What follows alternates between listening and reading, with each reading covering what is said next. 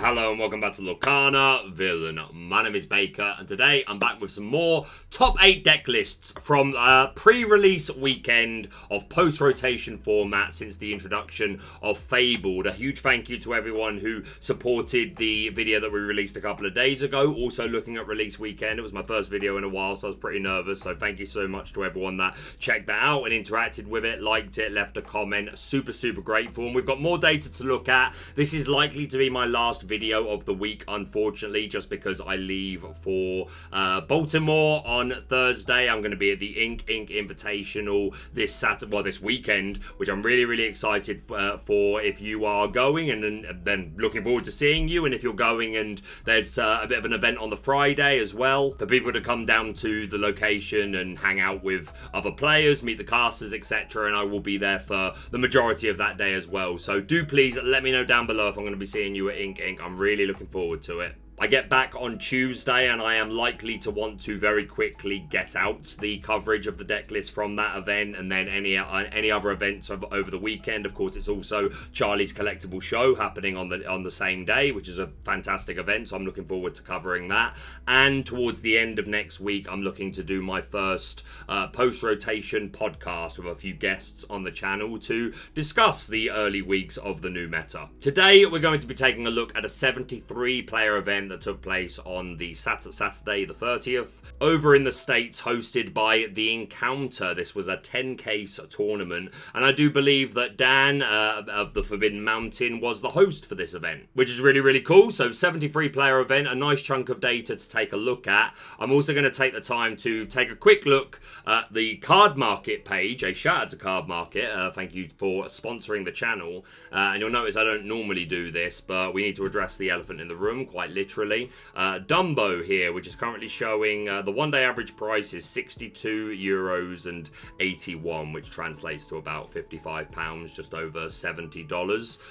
Yeah, this is a pricey elephant, among the most expensive non-enchanteds we've ever had, up there with the likes of Maui Shark in its heyday, and I've seen listings for it of like $100. So yeah, Dumbo early release weekend is proving to be quite good, and we're going to talk about Dumbo a lot in today's video as well. So yeah, this is an expensive card, and it does seem to be defining the meta at the moment. You either be the elephant, you beat the elephant, you tech for it very heavily, play probably steel, or you ignore the elephant, play something really fast, aggro, and hope to make it through. But yeah, there does seem to be a bit of a Dumbo tax on the early meta, which is a bit of a shame. I certainly hope that this stabilizes a little bit. That being said, Amethyst is proving to be very powerful, as it has always been. The last set of top 8 deck lists were predominantly Blurple and then Amethyst Steel, and Amethyst Steel won that event, and then 1 Ruby Amethyst made it through. And in today's video, there are 4 Amethyst Steel, 3 Blurple, and 1 Amber Steel. So 1 rogue deck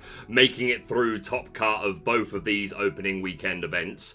I'm not going to start panicking yet. If we are still looking at this, like these same sort of results, this meta share 3-4 weeks from now, then yeah.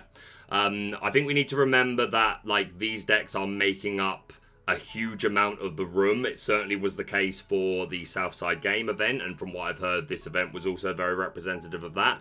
And the response to that could be, well, yeah, Baker, that's literally because so many people can see that these decks are so clearly more powerful than everything else. And I'm not saying that's not true, but I would like to give people a chance to respond to the meta. People that aren't going to play Dumbo, the more they respond after seeing data across this opening weekend or first couple of weekends, maybe builds start to change and we start to see a bit more of a balanced set of decks making top cuts. So while today's video is going to be very much like the other one, talking about a lot of Amethyst, I am hopeful that the community can respond to this and things will eventually level out a bit. But there's no denying Amethyst absolutely incredibly powerful. And it's not just Dumbo, right? It's things like Elsa, who's just such a game breaker, and Belle, and just so much, man. Anyway, we're going to get into it. Because there aren't that many different types of deck lists to look at. It shouldn't be the longest video, which is why I've allowed this ramble to go on a bit longer. But also, I like to be very beginner friendly, especially at the beginning of a format for people that are just jumping into the game. And I think Fabled was a fantastic jumping on point for a lot of people. So at the bare minimum, I'm going to read every card that we look at least once today. So if you're a bit more of an experienced player, then it may be a bit of a slower pace for you. But if you're a newer player, or you know people that are just getting into the game and that are just trying to familiarize themselves with the meta, then send this video their way, and hopefully this can be informative. But we're going to jump into it. A shout out to the channel sponsor Cardmarket. If you're looking for Lorcana singles at competitive rates, then check out Cardmarket. But let's look at the top 8 deck lists. Alright, if you skip the intro, I'm just going to say again, I am going to read every card that we look at today at least once the first time we look at it. I want to be beginner friendly. So we're going to start off with first place, representing Team Maelstrom. A storm is coming. We have Xenulus. Now, just to be precise, my understanding is it was a top 4 split, but Xenulus was first in Swiss and was undefeated all day. A huge shout out to Xenulus, who I had the pleasure of meeting for the first time in Disney World, and I've known online for a while. He's always been a big supporter of me and the channel, but just seems to be one of the friendliest people that I've met in the Lorcana community, just from watching him interact with people. Really positive force in the community, and it turns out pretty good at card games as well. Xenulus is on my internal list of breakout stars for the next season, so a huge shout out to Xenulus. Glad to see you starting off the new format with a bang.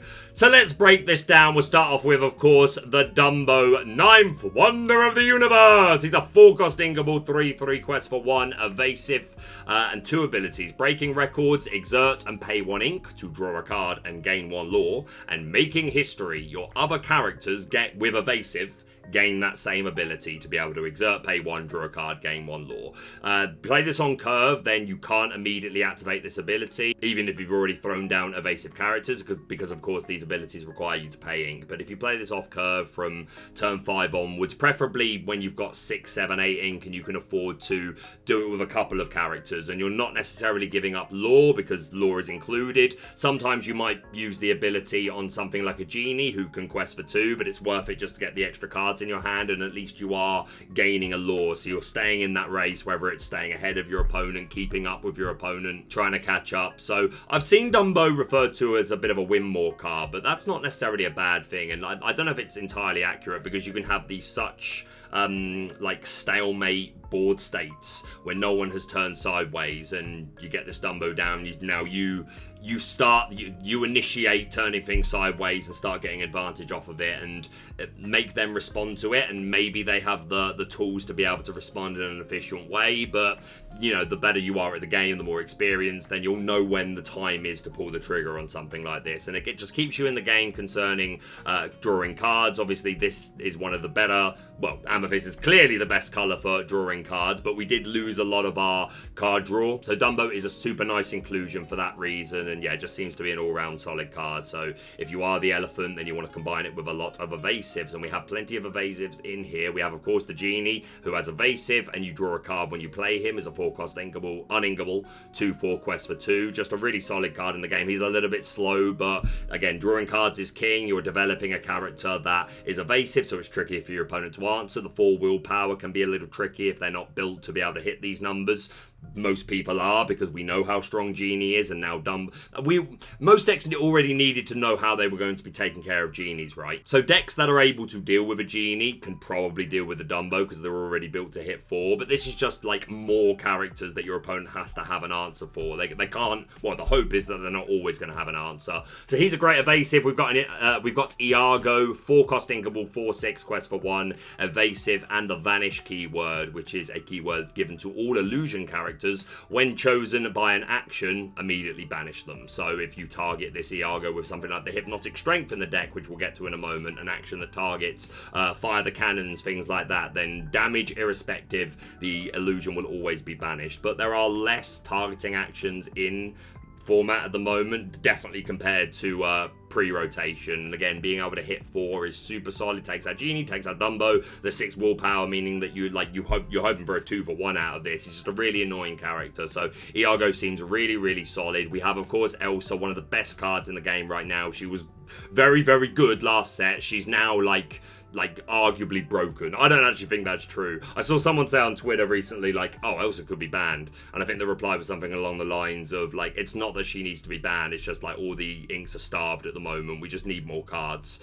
So I'm not really against Elsa. Like, I'm not here for I'll get rid of Elsa. I just want more colours to have more things to be able to compete with these incredible abilities. But if you're new, you're thinking, who's this Elsa? She's a 5-cost inkable 2/5 quest for 1. She has Rush, meaning she can challenge the turn she's played, Evasive, and Crystallize. When you play this character, exert chosen opposing character. So as I said, it seems to be a meta where we just build a wall, you set up as many characters as you can, and then you find the right turn to be able to start initiating some quests, some challenges, whatever it is, some challenges. You can get the Elsa down, maybe you can get the Bell down and pop a significant threat. You get to the point where you can play Hades, or either of the Elsas, even the Floodborn Elsa that we've got here, which we might as well go straight to. 8-cost uninkable 4/6 quest for 3. She's a shift 6 on top of another Elsa, and when you play her, you exert up to 2 chosen characters, and they can't ready at the start of the next turn. Really solid, I was going to say late game threat, but with Blurple, we'd be ramping, so potentially mid game, especially if you're shifting. But even if you're just playing,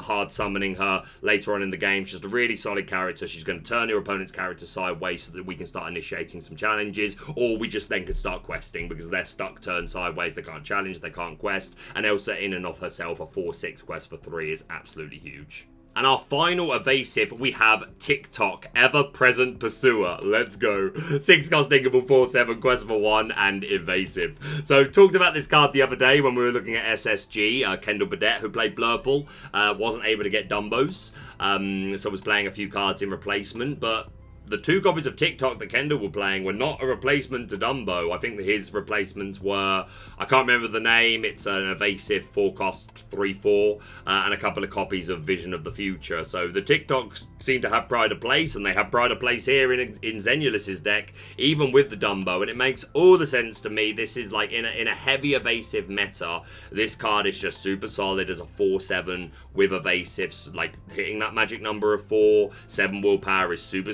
bulky. A 6-cost is not unreasonable, but with ramp, you're playing this on turn 4 or 5. I think this is just a really solid card in our metagame right now. So all those evasives are of course going to really complement and synergize well with the Dumbo. Let's look at everything else. For our 1-cost, we've got 3 copies of Rafiki, who's a 0/2 quest for 1, challenger 3. When he challenges a hyena, he takes no damage from the challenge. This has never ever been relevant. Well, that's a lie. There's probably an LGS somewhere where this came up and there was a celebration between the store, the players, the town. Everyone went mental, mate.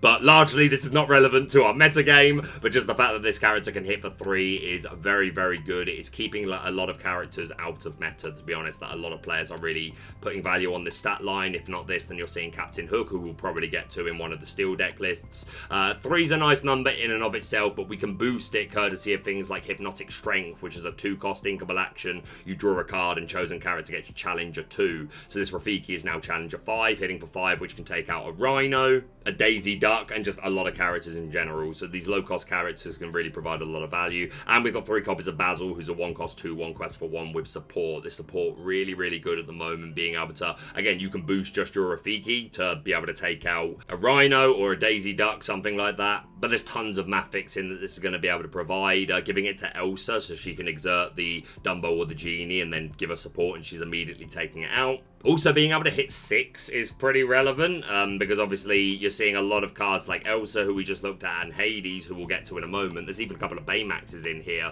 To be able to hit that, being able to hit that is very, very good, and we can do that courtesy of Bell, or Iago, or TikTok if we support with Basil or Hypnotic Strength, so I love to see it. Our 2-cost character is Tipo Growing Sun, 2-cost inkable 1/2 quest for 1, and on play, you may put any card into your inkwell face down and exerted, even if it is uninkable. And also we have 4 copies of Sail the Azure at Sea, which is another 2-cost inkable. This turn you may put an additional card from your hand into your inkwell face down, draw a card. So if you're really, really new, just to really, really simplify it. Sapphire is the ramp color, meaning that we can put cards in our inkwell a lot faster than other decks, unless they're also playing Sapphire, so we can unlock these high cost cards a lot quicker. So turn 2 ramp is absolutely pivotal to the vast majority of Sapphire decks. You want to hit either this T-Po or this Sail. Both have pros and cons. The T-Po, the fact that you can ink any card and it can be uninkable, is obviously very good. Establishing a body can be relevant. Again, it completely depends on the matchup.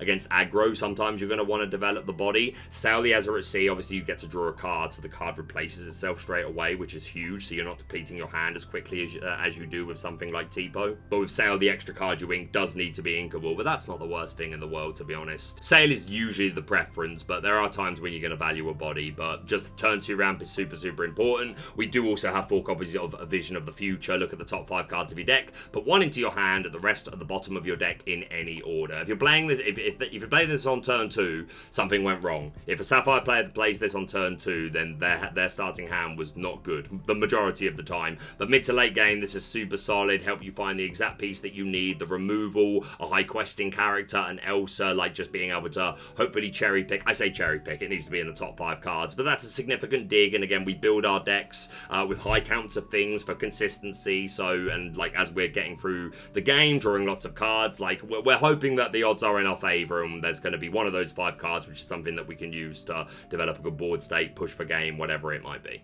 Going back to the top row, I mentioned Iago. We've got Madam Mim Elephant, 3 copies. She's a very popular girl, this one at the moment. 4 cost inkable, 3/7 quest for 1. When you play this character, banish her or return another chosen character of yours to your hand, and sneaky move at the start of your turn. You may move up to 2 damage from this character to chosen opposing character. So the returning a character to your hand can very much be a positive. Again, if you're brand new, don't think of that as a negative. Think of it as being able to protect a character that you just quested. Think of it as being able to then reuse a character that has a strong come into play ability, like the Elsa or the Elsa or the Hades or the Baymax or the Genie or the Belle. Tons of uses here. She's a 4 cost card, so we can play her from turn 3, and that's the other thing with Sapphire. Again, if we assume we're ramping on 2, then on turn 3 we're playing a 4 drop, so that gives us access to Dumbo, Genie, Iago, or Madam Mim. Super good. And this 3/7 stat line is really, really bulky. 3's enough to hit something, and then boost it up with Basil Support or Hypnotic Strength, and that's a bunch more. And 7 willpower is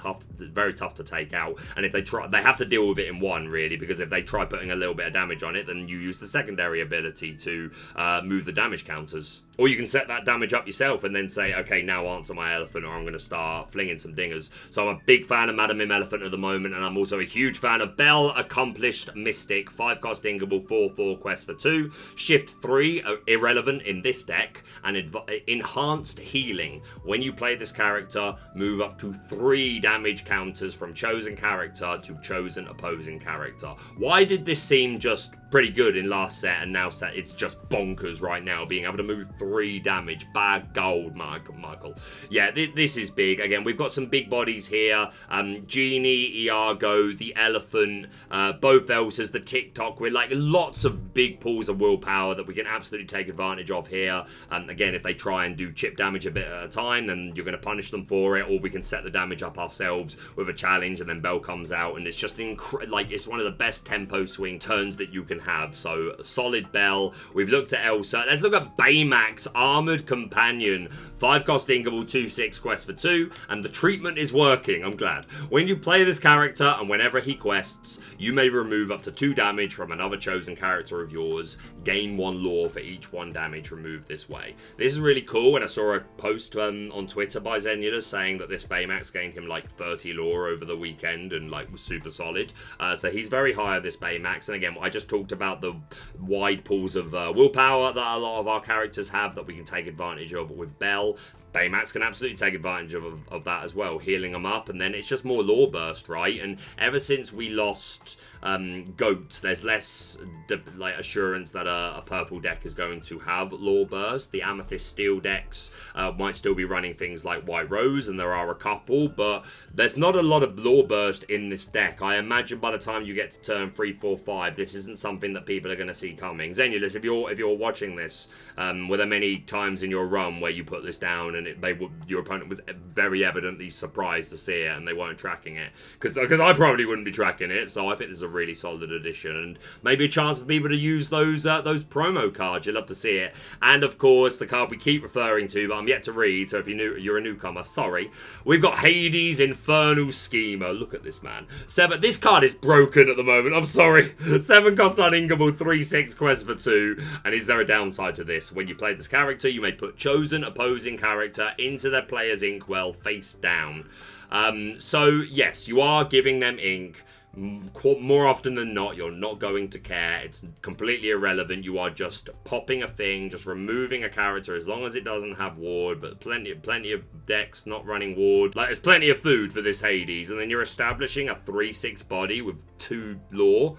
Gross. Like, it was so fine last meta. This was so like, oh yeah, Hades is a good card. It's a solid card. Like, it's perfectly reasonable. Now it seems like, when did Sapphire become this is the best removal card in the game, as far as I'm concerned. And that shouldn't be the case. My Ruby heart is suffering today, but I do love Hades. I love this art. I am glad that this card is relevant. So yeah, Hades an absolute must. And then bottom row, we got 2 copies of Finders Keepers, 5 cost inkable, draw 3 cards. Super simple card draw. If you play this on turn 5, then you probably lose. This has been a topic of conversation on Twitter recently. Shout out to JDRR and the Forbidden Mountain. But yeah, like, in this meta, if you're spending your turn 5 not applying something to the board and just drawing cards, and that seems so slow, and your opponent's probably going to run away with the board. But later on in the game, when you've got a developed board, maybe you're at a stalemate, yeah, this is a super solid card. And 4 copies of Into the Unknown, 3 cost inkable, Blurple dual ink. Put chosen exerted character into their player's inkwell, face down and exerted. Again, just one of the best removal pieces in the game. It is ramping them, but again, we don't care. We're getting rid of a character that's annoying, and then we're just pushing ahead. We're overdeveloping. It's just so solid. I really, really, really like this deck. I will admit, ever since looking at SSG decks the other day, and one of them was running 2 copies of the new Ursula, the 5 cost, who can exert a character, and then you can play a song for free of the same cost or less. And they were only playing 3 copies of Into the Unknown. But it kind of made a degree of sense of just thinking of it as extra Elsa, because it just seems like such an important piece of the puzzle. And they actually, that player actually ended up leaving a comment on that video, shout out to you, saying that they did get the song off a few times, but largely it was just solid as exactly that, 5th or 6th copy of Elsa to be able to exert opposing characters, which is so powerful. So like, I'm kind of won over to that now, and I feel like I would want to fit in a copy or 2 of that and think of it as 5th or 6th Elsa. But by and large, I love this list. I think it's super solid. I don't know what I would want to cut, to be honest. So yeah, a huge shout out to Zenulus. In top 4, we've got Anthony Irvine, 61 cards, but it is a 2-line special. A lot of the usual suspects that we just talked about, but we do have 4 copies of Royal Guard as one of our 1-drops. 1/2 quest for 1, and whenever you draw a card, this character gets Challenger 1. So it will always have at least Challenger 1 because you draw a card for turn. But then any other card draw is going to boost it up. Playing a Genie, that's going to be an extra Challenger. Play a Finders Keepers, and now suddenly it's hitting for 5. It's got Challenger 4 and already 1 strength. Play Hypnotic Strength, and then it's getting an extra Challenger 2 and an extra Challenger 1 from the fact that you drew a card. So this is just a really solid character at the moment that can just, like, beat guys down. We're also running 4 copies of Develop Your Brain, which is just a 1-cost inkable. Look at the top 2 cards of your deck, put 1 into your hand and the other at the bottom of your deck. For me, I would always prefer Vision, but I guess if you miss turn 2 ramp, then this gives you a bit of a better chance of like finding it and digging your way towards it. I would assume that's the main reason for wanting to use this over something like a Vision. Anthony, if you're watching, please let me know if there's something I've missed. But other than that, a lot of the same sort of cards, and it looks super solid. No notes. A shout out to you, Anthony. And our final Blurple deck for today, in top 8, we've got Braden Bodish. A shout out to the Lorcana Loungers, looking to laze their way into some day 2s this DLC season, and good luck to them. But yeah, again, just looks super solid. I think we've already talked about nearly every card on this list, except for, a couple of things. First off, we've got Donald Duck, Focused Flatfoot, 5-cost inkable, 3/4, quest for 2. When you play this character, you may put the top card of your deck into inkwell, face down, and exerted. Just solid. You can play it potentially from turn 4. And then again, this is ramping you. It's a 3/4 body that quests for 2. it's inkable. I think this is a solid choice. And then 2 copies of One Jump Ahead. Now, we saw this at SSG. It was Jeremy, shout out to Zanzai Edge YouTube channel and podcast. And he was playing along with the 4 Tipo and the 4 Sail for One Jump Ahead. For newbies, 2-cost uninkable song. Put the top card of your deck into your inkwell face down and exerted. So obviously this isn't losing any extra cards from hand, other than, you lose the One Jump Ahead, but it's turn 2 ramp. You can also sing it, but it is uninkable, and I theorize that it was just I do not want to miss turn 2 ramp, and that is very much the case with Sapphire. Like, you are putting yourself so far back by missing it, so this is just a bit more assurance to be able to hit it. But also, you could go turn 2 Tipo, ramp to 3, and then on turn 3 you ink to 4, and you could have Tipo sing One Jump Ahead, and it just gets you, like, you're establishing a 2-cost character that can sing this One Jump Ahead, so it's just even more ramp. So that's a use for it as well, but I think predominantly it's just I do not want to miss turn 2 ramp under any circumstances. Going for 4 copies of the Royal Guard and 3 copies of Basil. I'm loving seeing a lot of Basil, man. You love to see it. 4 Hades, 3 Elsa, everything looking pretty standard. I like the 4 Elephant. I really think this is such a solid card at the moment. So that's good. Congratulations to Braden. Going back now to second place, we have Royce Townsend, the first of our 4 Amethyst Steel decks to take a look at today. So we'll start off with the Amethyst cards. We've talked about Dumbo and Genie, Belle and Elsa, and Hypnotic Strength. So let's look at Yzma, a card I'm very happy to see doing something in meta. 4-cost inkable, 3/3, quest for 2. You may exert if you have fewer than 3 cards in your hand. Draw until you have 3 cards in your hand. And we are also playing Docs, who will just read straight away for the sake of newcomers while explaining this. He's a 2-cost uninkable, 1/3, quest for 1. When you play this character, you may discard your hands to draw 2 cards. So this is a deck that very much wants to play out its hand relatively quickly. A Blurple deck really is like looking to build up card advantage and draw as much of it as it can. And don't get me wrong, this deck can and will do that if it gets the opportunity. We're running things like Dumbo. So perfectly reasonable to get to a point in the game where suddenly you're like what has been only maybe having 1 to 3 cards in hand per turn is now building up to 4, 5, 6, and you start to accumulate that card advantage. But largely, as it's setting up, this deck is playing a lot of cards quickly. It wants to establish characters that can combat the board, strong questers. We also have cards in here that make us discard. So we're looking to play out our hand as like relatively quickly, and then we've got these 2 cards, Yzma and Doc, that are going to help us keep us in the game, keep feeding us more cards. Obviously, Doc is an immediate use on play, one-time use should I say, for each Doc, and you discard your hand to draw, so it's fortuitous to not have many cards in hand. Yzma also good to not have many cards in hand, because she only lets you draw 2/3, but she is a character on board with a 3/3 stat line and questing for 2. You're exerting, so you're not always getting this lore, but you might reach a point in the game where you feel like you don't want to empty your hand, you don't need to draw more cards, you just hit the trigger and you start questing with her. So I really, really like Yzma. It's great to see her in format. And finishing off the Amethyst cards, we have 3 copies of Tinkerbell, 3-cost inkable, 1/3, quest for 2, and evasive. Again, just super cheap, 3 willpower and evasive, questing for 2. Like, a lot of people will be able to deal with this because they are building their decks to build with Dumbo, but this could potentially be played a turn sooner, although not necessarily if it's Blurple, because they can also play Dumbo from turn 3. But it comes back to that conversation of they can't always have answers for everything. Hopefully, that's the plan anyway. So this is just another solid character that you can extend the board to put out and say, okay, here are even more annoying evasive things that you need to be able to deal with. So I think Tinkerbell is really, really solid. Like, is only really going to be like punished by like Ruby decks that are running high counts of Sisu.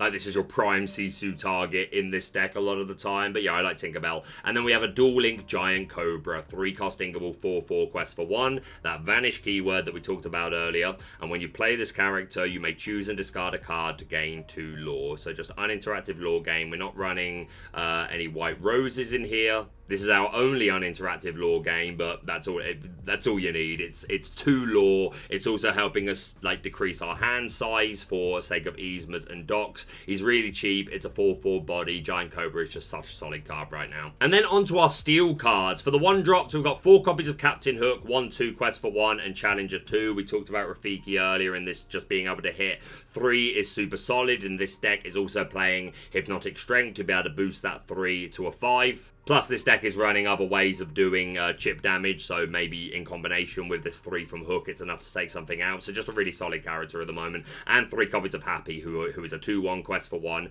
with evasive during your turn, but that means he can absolutely benefit from Dumbo's making history, making him a perfectly reasonable add. Also, again, evasive on a very cheap character, we can boost with strength or whatever to take out other evasive characters. So very solid. We're running 4 copies of Calhoun, who's a 2-drop uninkable 3/2 quest for 1, resist 1, and during your turn, whenever this character banishes another character in a challenge, gain 2 lore. Really solid, cheap character. She is uninkable, but she's cheap. Hits for 3, which is a pretty relevant number. The resist 2 can make her tricky to take out. Not always at the moment. She's probably easier to take out now than she's ever been, just because more players are running like Hooks and Rafikis as 1-drops, which were not always the, and Raw Guards. Raw Guards, which was not always the case, but she's still solid. She's going to trade, and by the turn you turn her sideways, it's hopefully because you challenge something, gain 2 lore from taking it out, and survive. So even if they then do take out Calhoun, it's kind of whatever. We talked about Doc. We're also running 2 copies of Mr. Smee, 2-cost inkable, 3/2 quest for 1,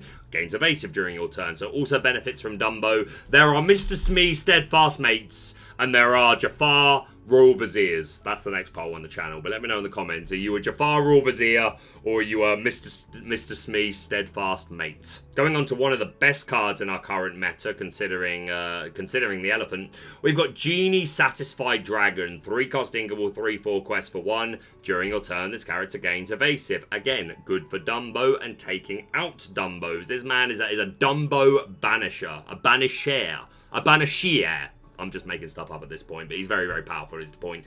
3/4 is a solid stat line, 3 taking out the Dumbo. You can boost it with Hypnotic Strength or get the other damage another way. Tinkerbell will get there. And the 4 willpower, meaning often surviving from challenging into the Dumbo and a lot of these evasive characters. And only a 3 cost. Like, this is one of the reasons to play Steel at the moment. I'm just going to say it. I'm saying it. He is a very satisfied dragon. And now we're seeing for the first time, did not see this card a lot over SSG, the new Lilo, Best Explorer Ever. 3-cost inkable, 2/2 quest for 1. When you play this character, your other characters gain Challenger 2 this turn. And whenever this character quests, chosen alien character gains Challenger 2. And this character can challenge ready characters. Now, there are no aliens in this particular deck. I look forward to a day where there are more good aliens and that part of the ability starts being a little more relevant. But yeah, playing her and immediately giving your other characters Challenger 2, pretty cool. But she hasn't been getting a ton of play. We've been seeing more along the lines of either Yelana for Amethyst and Jafar Aspiring Ruler, who both give Challenger 2. And over SSG, we asked Zach Bivens about this, and he said, like, when Lilo's good and you have multiple characters that can actually benefit from Challenger 2, then she's really good. But, like, the bottom floor for Lilo is so much worse, and a lot of the time you only actually need to boost one thing to take out one specific thing, so then leaving behind a 2-questing character, slightly better statted character as in general, can often be better. So that seems to be the reason we're seeing a lot of Jafar Aspiring Rulers or Yelanas. But of course Lilo, there is absolutely a lot of potential there if you can have multiple characters banish benefits from this Challenger 2. So yeah, nice to see Lilo. And we've got Tinkerbell Giant Fairy, 6-cost inkable, 4/5 quest for 2. Shift 4 is relevant because we're running the baby Tinkerbell.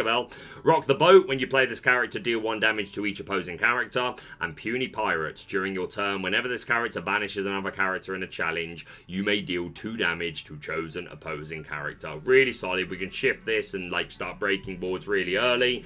Even if we're not shifting her, just playing this and doing 1 spread damage on everything can be huge. Like it can be the math fixing that you need to go along with a challenge with something else. And the Puny Pirate ability just can freeze boards because they know, like, okay, well, if I turn this sideways, you banish that, and then you do 2 damage to that, and it just, like, the game's gonna run away with me, from me. So yeah, Tinkerbell really solid, absolutely love her. 1 desperate plan: if you have no cards in your hand, draw until you have 3 cards in your hand. Otherwise, choose and discard any number of cards, then draw that many cards. You really want to play this with, like, no cards. Like, you want this to be the last card that you played.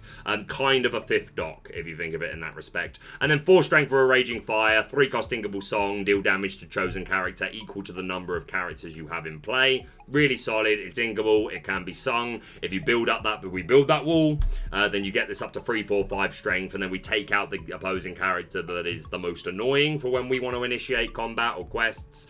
Yeah, just strength is really solid. And 2 copies of Smash that I think is super relevant at the moment. Again, taking out Dumbo straight away, Yzma's, tons of characters. Like, just throughout the video, just pay attention to the things that have 3 willpower, where you'd be happy to have like a straight answer to it immediately. And 2 copies of 7 Dwarves Mine, 2 cost inkable location, 2 ink to move to it, 6 willpower, 1 passive lore. During your turn, the first time you move a character here, you may deal 1 damage to chosen character. If the moved character is a knight, deal 2 damage instead. And we do have knights, we have Happy, and we have Doc. So that's good, being able to deal 2 damage. Sometimes just the 1 damage is going to be enough. Again, combine it with a Tinkerbell, a challenge, an Elsa to exert something. Whatever it might be, 1 damage can quite often be significant. And it's 1 passive lore gain on this, like, 6 willpower body. So, super love seeing 7 Dwarves Mourn. 7 Dwarves Mourn. 7 Dwarves Mourn. The 7 Dwarves Mine. Yeah, looks really solid. I wonder if, like, is Lilo better than something like a Jafar? I like the Shift Tinkerbell line, super cool. I kind of like the 4th Genie Satisfied Dragon, just because I think it is that good, but this deck has a lot of evasive answers, to be fair to it, and a lot of extra, but like, yeah, maybe I'm wrong saying that. It's got smashes, man, so maybe 3 is fine, but yeah, it looks really solid. Congratulations to Royce. Going to top 4, we've got Noah, a slightly different variant, a few different cards here. 4 copies of Diablo, 1 cost inkable 0, 1 quest for 1. When banished, you may draw a card. 2 copies of Palace Guard, who's a 1 cost inkable 1/4 quest for 1 with that vanish keyword. Captain Hook we've looked at. We've got 3 copies of Madam Mim, or Avrula Mim, as we're calling her. Tiny Adversary. 2 cost inkable 0 free quest for 1, Challenger 1, and gives Challenger 1 to your other characters. Just a really solid math fixer. Now the Genie Satisfied Dragon is one-shotting a Genie is a really relevant stat. Your Elsa is now one-shotting the Dumbo. Like, this is super solid. And we're also seeing 4 copies of Timothy Q Mouse, 2 cost inkable 1/4 quest for 1. While you have a character with evasive in play, this character gets +1 lore, and we are running a lot of evasives. We are not Dumbo, though. I wonder if this player was unable to get Dumbo, or if they just decided they wanted to be able to beat the Dumbo. But that being said, we are running a good amount of evasives. We've got that Tinkerbell shift line in here. We've got that Genie Satisfied Dragon. We've got Genies. We've got Elsas. So, good. Is there a Happy? There's not a Happy. Decent odds for this to be a 2 cost 1/4 quest for 2, which is okay. Noah, if you're watching, how did Timothy Q Mouse perform over the weekend? Obviously, you came top 4, and congratulations to you.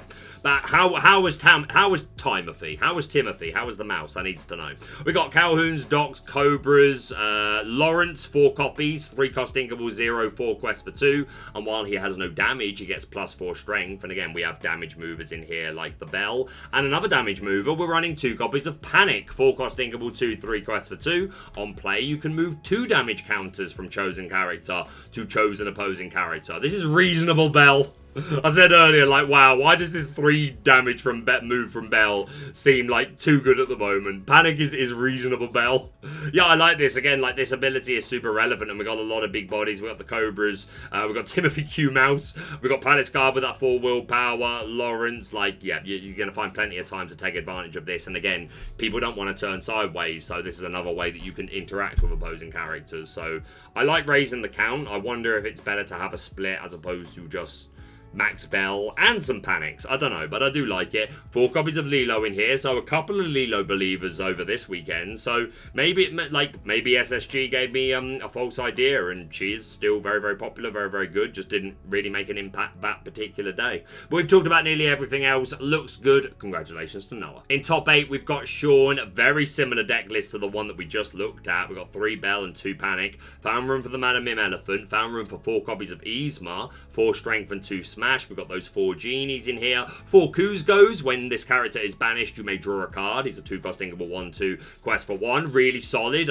Sean, did you get the epics? Oh mate, I can't wait to see some epic Kuzgos in DLCs. Really solid card. Drawing cards is always king. I'd maybe like to see a Yolana or a Hypnotic Strength or something in here to complement the Kuzgo, but we are running 2 copies of that Jafar Aspiring Ruler who I mentioned earlier. 3-cost inkable 3/2 quest for 2, and on play give Challenger 2 to a character, so that's going to help again with a lot of map fixing. And everything else here looking super solid. Again, another Doc Yzma build, so looks good. Congratulations to Sean. And our final Amethyst Steel deck of the day, 61 cards, we've got TFM Pave or Pav. Shout out to the Forbidden Mountain. A lot of these cards we've already talked about. We've got Big Tinkerbell but no Shift Line, only 2 Dumbos. I wonder if this was I could only get 2, or if this was just a deliberate decision. It could end up being right that like a lower count of Dumbo is, you know, not necessarily bad. 3 copies of Yzma, 2 Bell, we've got White Roses in here for that passive lore gain. Yeah, the one card to talk about that's different in here, which is very cool, is Kuzgo Temporary Whale. 5-cost uninkable 1/4 quest for 2.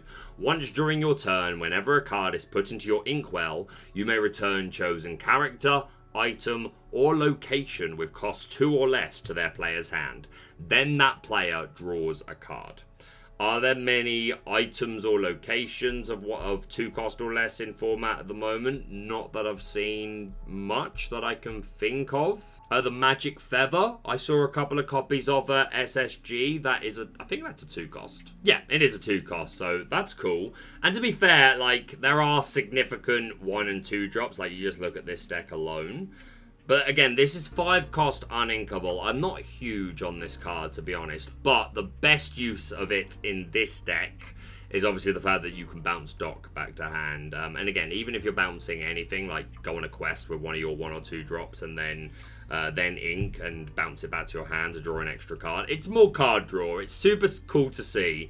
I very much like it for the synergy with Doc. So I'd love to know how much this came up over the weekend. TFM, if you're watching, do please let me know. Also, a Lilo Believer. So there you go. Like we've seen 3 Lilos, I think at least 3 in these deck lists today. So looks good. Solid list. Congratulations to you. And our final deck list of the day in top 8, we've got Ben Ramon. Ramon is my middle name.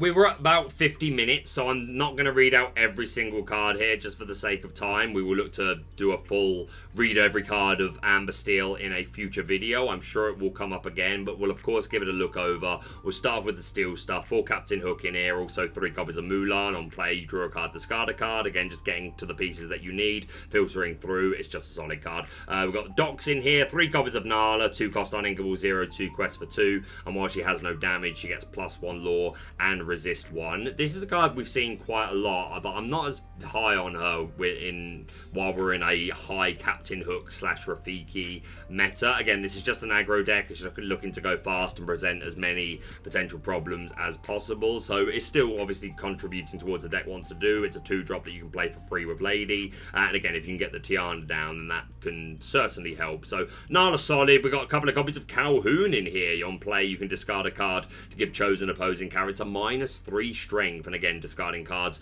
good to complement the Docs in here. 4 copies of Ladies to play extra characters to the board. We've got Lilos in here as well. Pete, we've got Pluto's to be a bodyguard. He's got 5/5 stat line when he's got no damage. 2 copies of Stitch, who when he banishes a character in a challenge, you can draw a card and gain 1 lore. Another card similar to things like Tinkerbell that can really freeze board states because they're not going to want to give you extra cards. 4 strength, 2 smash, 3 fire the cannons as well for those annoying 1-drops. Maybe that's what helps you play the Nala. You just fire the cannons on the Hook or the Rafiki, but plenty of characters where fire the cannons is going to be good to have. And then yeah, we'll take a look at Tiana. 3-cost uninkable 1/4 quest for 2, and while she's exerted, whenever a character of yours is challenged, the challenging character gets -3 strength unless their player pays 3 ink. So this can be really annoying. Sisu's one of the best answers to this. Like, decks need to build in general to be able to respect Tiana, and it's another reason that you're seeing like high statted characters and ways of boosting strength even more, so that you can just kind of force your way through this. But yeah, Tiana really solid. Only 2 copies in here. And yeah, we got that Rhino shift line, the one drop being a 1/2 quest for 1, and an opposing character gets -1 strength into the start of your next turn when you play Rhino. And then the Floodborn, the Power Hamster, 4-cost inkable 4/3 quest for 2, shift on 2, and while he has no damage, he gains resist 2. And again, one of like really solid character, hard to answer. The resist 2 is really annoying. You can shift it early. Another reason why it's important to have these like these ways of hitting 5 damage in ones that you can like pop through this straight away. But yeah, Amethyst Steel, I'm glad to see at least one made it all the way through. Seems to be taking the I'm going to ignore the Dumbo and go underneath it approach, so I'm glad it worked in this respect. And again, as weeks go on, I think things could get healthier. Like this first weekend is going to be very eye-opening for a lot of people, and then a lot of people are going to put a lot more effort into how they're beating those Amethyst Steel and Blurple decks. I do think aggro is one of the ways to do that, so I imagine we will see this again soon, but huge congratulations to Ben. And that is it. Longer video than I expected it to be, but if you're a beginner, I hope you found this really useful. Let me know down in the comments if you are just getting into the game and this was beneficial. Again, this won't be the way I'll do things all season, but early meta game, again, we want to be beginner friendly, but even if you're an experienced player, hopefully you enjoyed the video. Let me know your thoughts down below. Do you agree with me that over the next couple of weeks we will see a response to this meta share and things might level out a little more, or are you less optimistic and you think it's going to be just a purple format all the way until at least set 10? I'll hear about it down below. But yeah, last video of the week just because I'm going to Ink this weekend. Really excited for it, but I'll get back on Tuesday and I'll be right back into things straight away. But that's going to be it from me for now. Thank you so much for watching. If you're brand new to the channel, please subscribe for all things Lorcana. Hit that like button to show support, and we'll see you soon.